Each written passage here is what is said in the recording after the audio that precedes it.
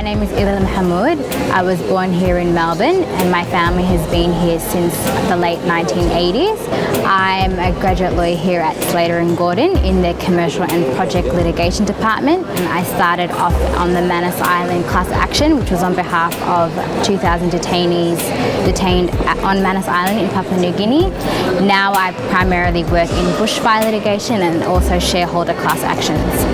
One of the most important things for me about working in the law is that you are helping people that are vulnerable, that come to you with sometimes complex problems that they do not yet themselves understand, and it is really your responsibility and you have the privilege of helping them through what sometimes is some of the most defining moments in their life.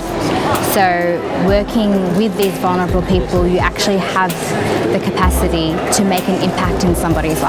It's really an honor and a privilege to be in a position where you are actually able to make a difference in someone's life. Working here is not just a 9 to 5 for me. It's actually making sure that the work that I do is with a view of making someone's engagement with the legal system here in Victoria as positive as it can be. At the end of the day, I think the most important thing for me is just to be a member of a community that actually gives back, that recognises when they're in a privileged position and uses that to lift other people up with them. And in saying that, I think that's why I'm most proud to be an occasional volunteer for the Eye for the Horn of Africa, which actually provides free screening and prevention treatments for people that are visually impaired back in Somalia.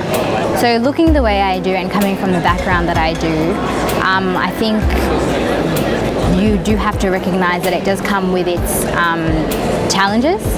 But I do call it that. I call it a challenge because it is something that you can overcome with the right amount of support and the right amount of guidance.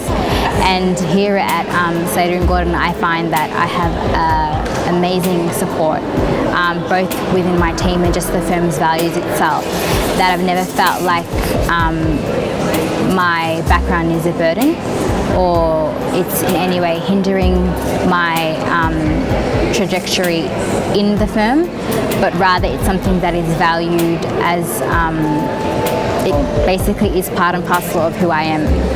So I would say that there's no point in turning a blind eye to some of the attitudes and some of the challenges that you would face if you were to embark on any kind of journey here in Victoria. But the trick is to facing those head on, knowing what you're up against, and basically rallying all the tools, support, mentors that you can gather along the way to make your dream achievable. Victoria is just generally a very energetic city to live in. There's always something going on, something that you can be part of.